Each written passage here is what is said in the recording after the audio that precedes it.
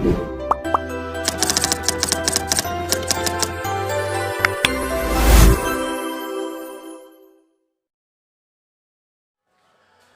हाँ, class 10th mathematics chapter 1 real numbers. ठीक है, चैप्टर का नाम क्या है अपने पास? Real number. ठीक है, चैप्टर का नाम क्या है भाई? Real number.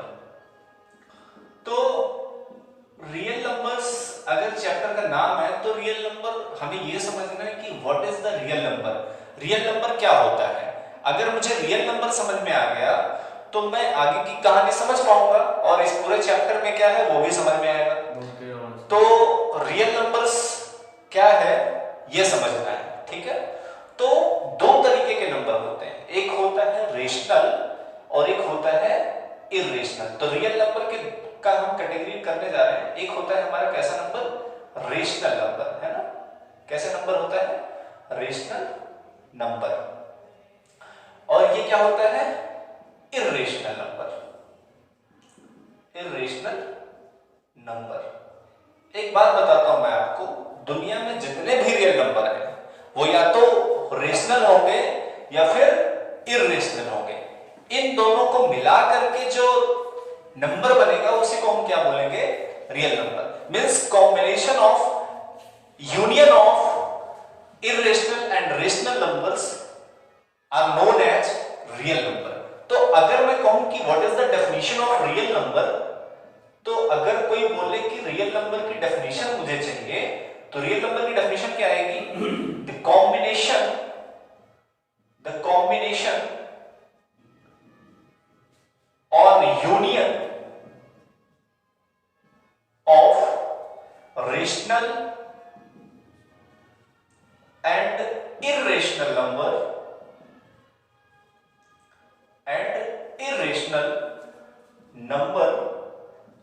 are known as real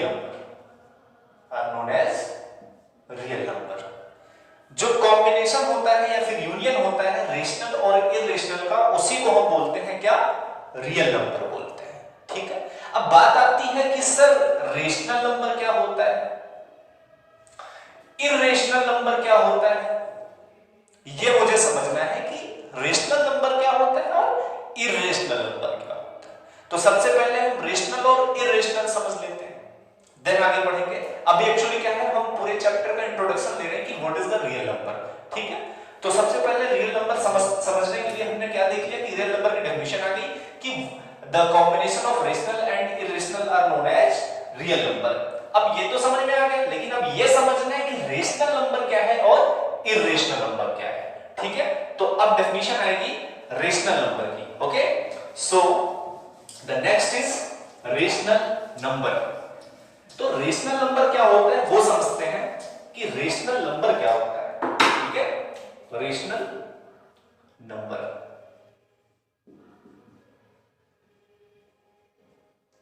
rational number, a number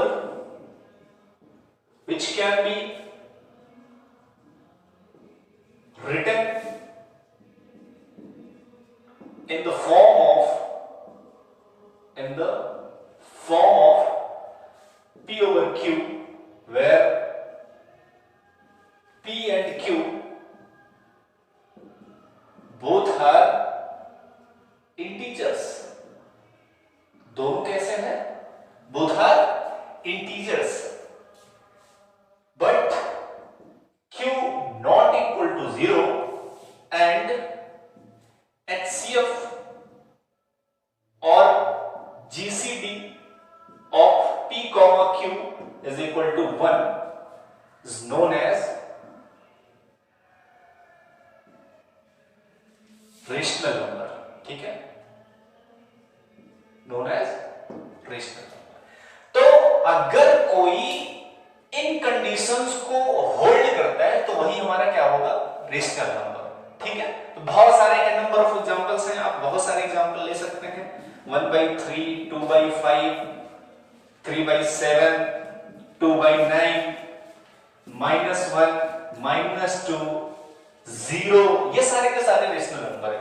ठीक है, क्यों? क्योंकि माइनस देखिए 1/3 है तो 1 कैसा है, इंटीजर है, 3 कैसा है, इंटीजर है, दोनों इंटीजर अपॉन इंटीजर है, तो ये कैसा नंबर हुआ, रेशनल नंबर हुआ। और ये क्यों, डिनोमिनेटर 0 नहीं है और इनका एचसीएफ भी 1 है, ठीक है, सिंपलेस्ट फॉर्म में। ये क्या है, -1, इसके नीचे क्या लिख सकते हैं, 1, तो दोनों ही क्या है, इंटीजर्स है।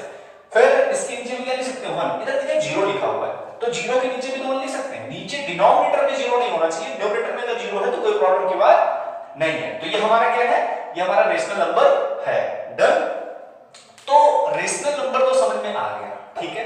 अब रेशनल नंबर बहुत सारे होते हैं, है ना। अच्छा एक चीज यहां से एक बात ये समझ में आई कि अकेला कोई अगर इंटीजर लिखा है तो उसके नीचे हम 1 लिख करके उसको हम क्या बना सकते हैं, रेशनल नंबर बना सकते हैं। अगर अकेला कोई होल नंबर लिखा है उसके नीचे 1 लिख के उसको क्या बना सकते हैं, रेशनल नंबर बना सकते हैं। अकेला कोई नेचुरल नंबर लिखा है उसके नीचे 1 लिख करके उसको क्या बना सकते हैं, रेशनल नंबर बना सकते हैं।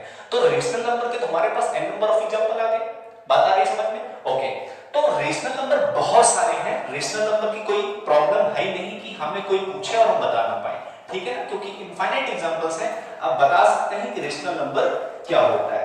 आगे बढ़ेंगे, आफ्टर द रेशनल नंबर हम ये समझेंगे कि और क्या क्या है इसमें। ओके, तो रेशनल नंबर में हमारे पास क्या क्या आएगा, अगर मैं थोड़ा चार्ट को बढ़ाऊं, चार्ट को रेशनल नंबर वाला जो हमारा रियल नंबर वाला जो चार्ट था उसको अगर मैं थोड़ा सा प्रिपेयर करूं, उसको अगर मैं ट्री डायग्राम बनाने की कोशिश करूं तो क्या क्या उसमें हम लिख सकते हैं। रियल नंबर के कैटेगरी में आपका आया रेशनल नंबर और इरेशनल नंबर। ओके, और इरेशनल में कौन कौन से हैं, सब आ जाएंगे आपके इंटीजर्स, आपका होल नंबर, आपका नेचुरल नंबर, ठीक है, ये सारे क्या हैं, ये हमारे कैसे हैं, रेशनल नंबर्स, ठीक है। इतनी बात समझ में आ रही है, नहीं आ रही है, पक्का, ओके, वेरी गुड। अब दूसरी बात आएगी, integers, whole number, natural number, ये सब तो है ही। अब इंटीजर्स में पॉजिटिव इंटीजर और negative integer. Okay, positive integer और नेगेटिव इंटीजर। इसके बाद होल नंबर तो आप पता है 0 1 2 3 and so on. Whole number में कौन कौन से नंबर आते हैं, 0 1 2 3 and so on. Natural number में क्या आता है, 1 2 3 and so on. Positive integer क्या होता है, 1 2 3 and so on. Negative integer -1 -2 -3 and so on. Zero जो होता है, zero is neither positive nor negative. Zero integer है लेकिन पॉजिटिव भी नहीं है और नेगेटिव भी नहीं है, ठीक है। अब आगे हम लोग पढ़ेंगे इरेशनल नंबर। इरेशनल नंबर किस टाइप का होता है, इरेशनल नंबर कुछ इस टाइप का होता है। इरेशनल नंबर किस टाइप का होता है, रूट p, रूट के अंदर अगर p लिख दें, where p is a positive prime number, कैसा p कैसा नंबर है, p is a positive prime number। p हमारा प्राइम नंबर हो और कैसा प्राइम नंबर हो, पॉजिटिव प्राइम नंबर। रूट के अंदर कोई p अगर आ जाए पॉजिटिव प्राइम नंबर तो उसको क्या बोलेंगे, उसको बोलेंगे इरेशनल नंबर। अब ये प्रूव भी करेंगे, है ना। फॉर एग्जांपल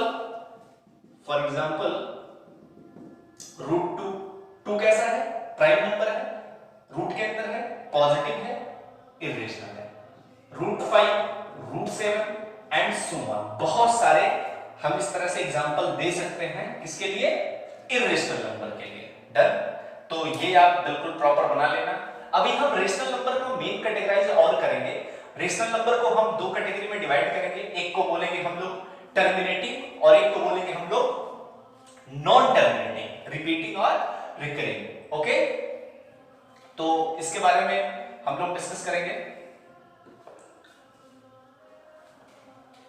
नोट कर लीजिएगा इसको, आगे बढ़ते हैं। चलिए, तो ये आ गया हमारे पास। तो मेन हमें क्या इंट्रोडक्शन समझना था कि what is the real number. तो रियल नंबर सबको समझ में आ गया होगा कि रियल नंबर बेसिकली होता है कुछ नहीं। रियल नंबर का मतलब होता है चाहे वो रेशनल हो चाहे वो इरेशनल है, उसको हम बोलेंगे रियल नंबर। ठीक है, इस पूरे चैप्टर में हमें यही काम करना है, चाहे वो रेशनल हो चाहे वो इरेशनल हो, वो हमारा कैसा नंबर है, रियल नंबर है। डन। अब बात आई कि रेशनल की डेफिनेशन क्या होती है वो आपने देख लिया, इरेशनल क्या होता है वो आपने देख लिया।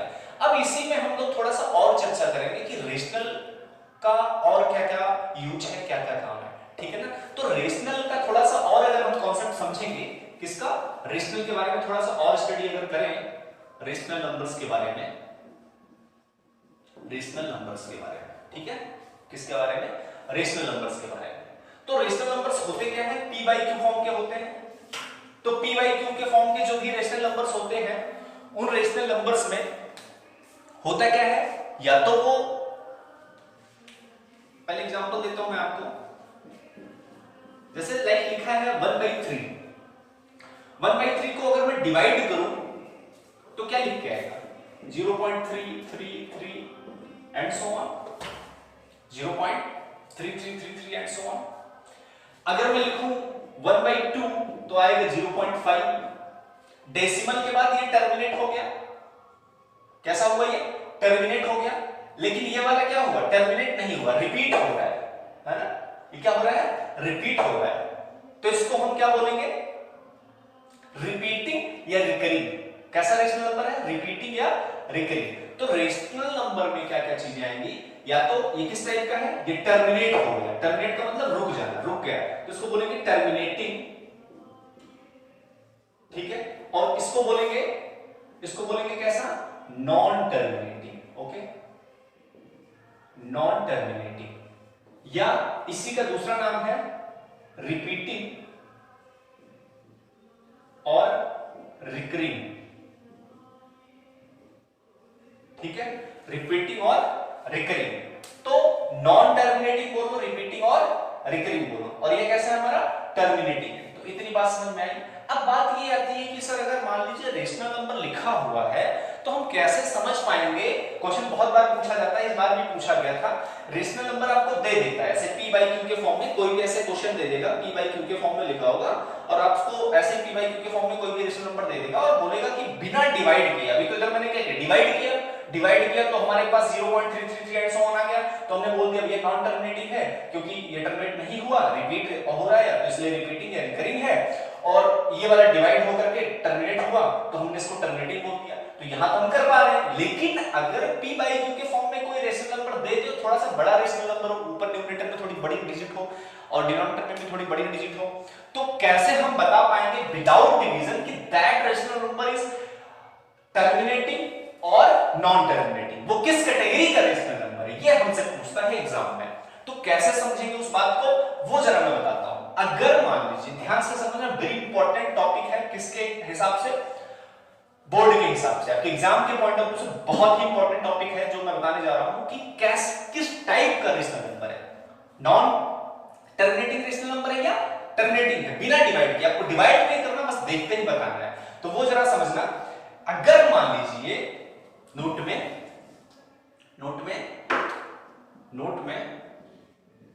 if p by q is a rational number, ठीक है ना,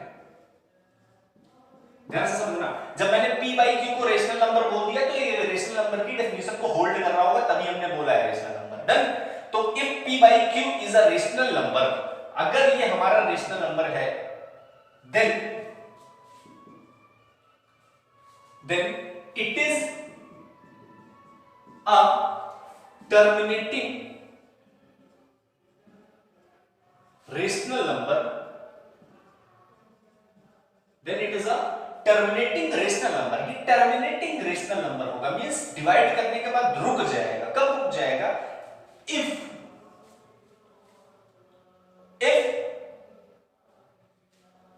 factor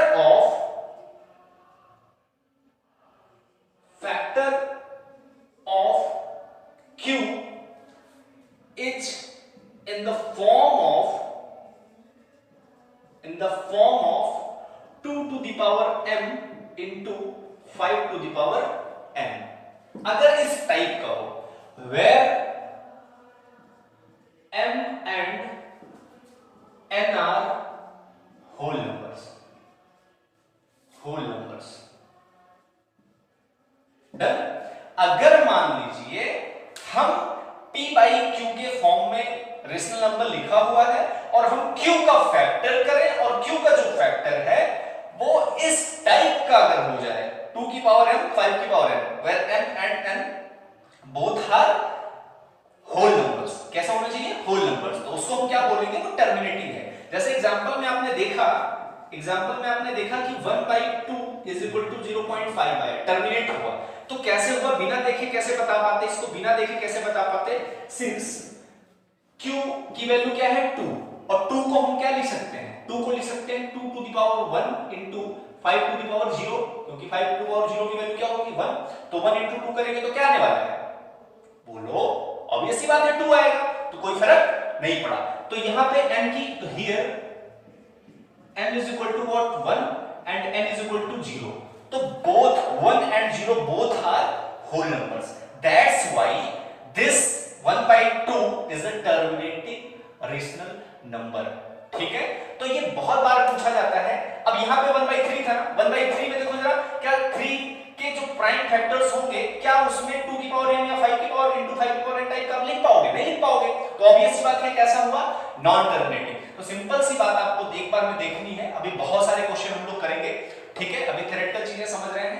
तो ये हुआ रेशनल नंबर। तो रेशनल नंबर में इससे ज्यादा कुछ नहीं आता है। रेशनल नंबर की डेफिनेशन आपको समझ में आ गई, रेशनल नंबर कौन कौन से होते हैं वो समझ में आ गया, रेशनल नंबर की टाइप्स हैं, मेन टाइप्स दो जहां से आपके बोर्ड में क्वेश्चन पूछा जाता है, जहां से आपके एग्जाम में क्वेश्चन आता है कि वो किस टाइप का क्वेश्चन है, टर्मिनेटिंग है, non terminating, repeating, recurring type का है, वो किस टाइप का होगा, अगर वो इस कंडीशन को होल्ड कर रहा है, मींस अगर उसके प्राइम फैक्टर करते हैं, उसके डिनोमिनेटर की प्राइम फैक्टर करने के बाद अगर उसका प्राइम फैक्टर 2 की पावर n 5 की पावर n टाइप का आता है, जहां m और n दोनों ही होल नंबर हैं, तो वो हमारा टर्मिनेटिंग होगा, अदरवाइज नॉन टर्मिनेटिंग, रिपीटिंग या रिकरिंग हो जाएगा।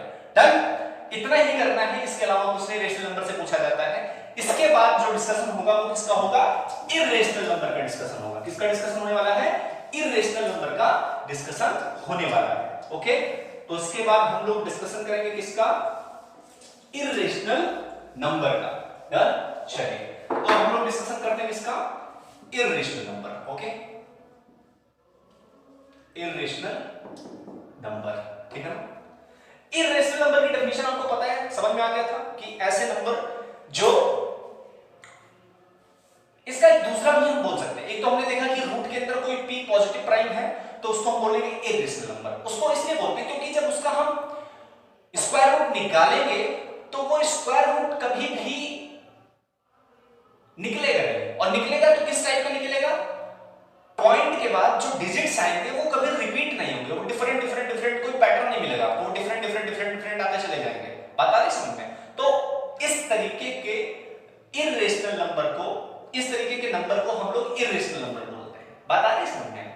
इस तरीके के नंबर्स को हम लोग क्या बोलते हैं? इररेशनल नंबर बोलते हैं। डन। तो इररेशनल नंबर में हम कैसे कह पाएंगे? जैसे बहुत बार पूछता है एग्जाम में, क्वेश्चन पूछता है कि जैसे क्वेश्चन पूछ लिया, जैसे इस बार पूछा गया था कि प्रूव दैट, इस बार बोर्ड का प्रूव दैट, ठीक है, इस बार आपका 2020 का जो क्वेश्चन है, prove that root 5 is a irrational number. ठीक है, रूट 5 कैसा नंबर है? इररेशनल नंबर है। तो अगर रूट 5 हमारा इररेशनल नंबर है तो रूट 5 इररेशनल क्यों है वो जरा आप समझ लीजिए। रूट 5 इररेशनल क्यों है? तो जिसका भी आप जब भी किसी को इररेशनल प्रूफ करना है तो आप कॉन्ट्राडिक्शन करेंगे। क्या करेंगे? कॉन्ट्राडिक्शन, मतलब उल्टा मान के चलेंगे। कैसे?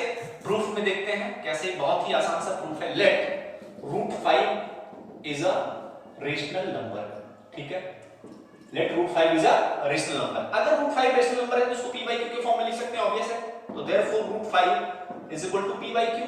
Done. So therefore p is equal to root 5 into q.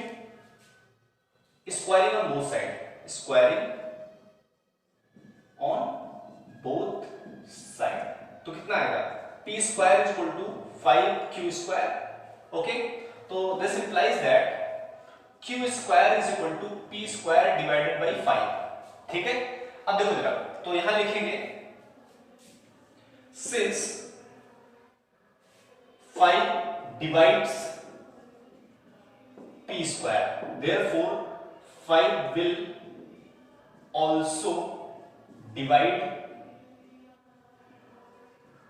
p, क्योंकि जब कोई नंबर किसी के स्क्वायर को डिवाइड करता है तो वो उस नंबर को भी डिवाइड करेगा। 5 अगर p स्क्वायर को डिवाइड कर रहा है तो 5 p को भी डिवाइड करेगा, पक्का डिवाइड करेगा। आप अपने मन में कोई भी ऐसा नंबर आप सोच के देख लो, अगर वो किसी के स्क्वायर को डिवाइड कर रहा है तो उसको पक्का डिवाइड कर रहा होगा। ठीक है, ये डिविजिबिलिटी का कॉन्सेप्ट है। ओके, और अगर कोई नंबर किसी को डिवाइड कर रहा है ना तो उसको उसके प्रोडक्ट के फॉर्म में लिख सकते हैं। क्यों? जैसे मान लीजिए कहीं लिखा है 10, तो 10 को 2 डिवाइड करता है। क्यों डिवाइड करता है? क्योंकि 10 को 2 into 5 लिख सकते हैं। मैं बोलूं कि 12 है, 12 को 6 डिवाइड करता है क्योंकि इसको 2 into 6 के प्रोडक्ट में लिख सकते हैं। क्या 7 को 2 डिवाइड करता है? 7 को 2 डिवाइड क्यों नहीं करता है? क्यों नहीं करता है? क्योंकि 7 का प्राइम फैक्टर करेंगे तो 7 के प्राइम फैक्टर में कहीं 2 नहीं आएगा, 2 के प्रोडक्ट में नहीं लिख सकते आप 7 को। ठीक है, तो इसका मतलब हुआ कि अगर नहीं लिख सकते तो ये कभी भी हमारा 7 को अगर नहीं लिख सकते तो 7 को 2 डिवाइड नहीं करेगा। जैसे मैं कहूं 12 को क्या 7 डिवाइड करेगा? क्या 5 डिवाइड करेगा? नहीं करेगा। क्यों नहीं करेगा? क्योंकि इसको हम 5 के प्रोडक्ट में नहीं लिख सकते हैं, मींस इसके फैक्टर में 5 नहीं आता है। इस वजह से इसको 5 या 7 या 9 या 30 नहीं डिवाइड करता, इसीलिए नहीं करता क्योंकि इसके प्रोडक्ट में हम नहीं लिख सकते हैं। तो अगर मैं बोल रहा हूं कि 5 विल आल्सो डिवाइड p, अगर 5 p को डिवाइड कर रहा है इसका मतलब p को हम 5 के प्रोडक्ट में लिख सकते हैं। तो therefore this implies that p can be written in the form of 5 something lambda, done, 5 into lambda. Okay, तो squaring on both side, squaring on both side कर दीजिए, दोनों साइड स्क्वायर कर दीजिए। तो p square is equal to कितना? 25 lambda square, done. और ये इसको बोल दीजिए equation number 1। Put it in equation first. Equation first में पुट करेंगे तो इक्वेशन फर्स्ट में पुट करने पे क्या आएगा? p स्क्वायर, तो q square is equal to p square के प्लेस पे क्या पुट करना है? 25 लैम्डा स्क्वायर अपॉन 5, तो 5 5 जा 25, डन। तो कितना आ गया? q square equal to 5 lambda square. Okay, so इधर देखना, तो लैम्डा स्क्वायर, तो therefore lambda square is equal to q square by 5। तो 5 किसको डिवाइड कर रहा है? q स्क्वायर को, तो 5 q को भी डिवाइड करेगा। तो this implies that 5 divides q square, therefore 5 will also divide q। ठीक है, तो यहां पे जरा जब हमने माना था ना कि √5 क्या है? रेशनल है, तो जायज सी बात है ये रेशनल नंबर की डेफिनेशन को होल्ड कर रहा होगा कि √5 is equal to p by q and HCF of p, q is equal to what? 1। तो HCF p और q का HCF क्या आया होगा? 1 आया होगा। लेकिन अब यहां ध्यान से देखना, 5 जो है हमारा p को डिवाइड कर रहा है और 5 हमारा q को भी डिवाइड कर रहा है। तो 5 अगर p को भी डिवाइड कर रहा है, 5 q को भी डिवाइड कर रहा है, तो इसका HCF 1 तो नहीं हुआ। तो लिखेंगे since 5 divides p and q both, तो therefore HCF of p, q is equal to 5, but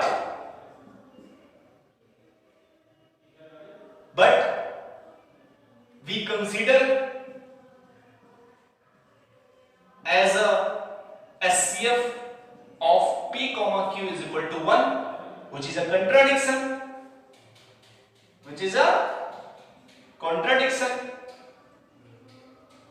इसका मतलब क्या हुआ कि जो हम मान रहे थे वो गलत है, अपन बेवकूफ साबित हो गए। तो इसका मतलब जो HCF p और q का 1 है, 1 आना था वो 1 ना करके क्या आ गया? 5 आ गया, तो ये कॉन्ट्रडिक्शन आ गया। तो therefore our assumption is wrong। तो हम लोग क्या बोलेंगे कि therefore